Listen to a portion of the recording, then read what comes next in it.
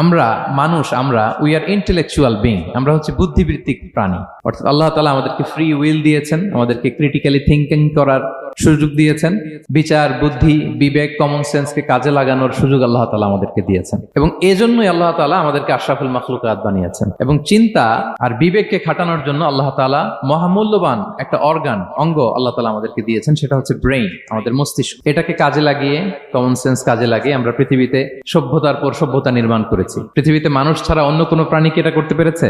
এবং আপনি শুনলে অবাক হবেন, আমাদের এই যে ছোট্ট ব্রেইনটা, খুব বেশি না কিন্তু ওজন, একটা প্রাপ্তবয়স্ক মানুষের human brain on an average 3 pounds, মানে 1.5 কেজি। এই 1.5 কেজি ওজনের ব্রেইন দিয়ে আমরা পৃথিবীতে এই সভ্যতাগুলো বিনির্মাণ করেছি। আমাদের এই ব্রেইনের মেমোরি ক্যাপাসিটি, মেমোরি স্টোরেজ অনেক বেশি। বিজ্ঞানীরা গবেষণা করে ওনারা জানিয়েছেন যে আমাদের হিউম্যান ব্রেইনের মেমোরি হচ্ছে 2.5 পেটাবাইটস। আপনারা মেগাবাইটের নাম শুনেছেন, গিগাবাইটের নাম শুনেছেন, পেটাবাইট হয়তো অনেকে শুনেন না।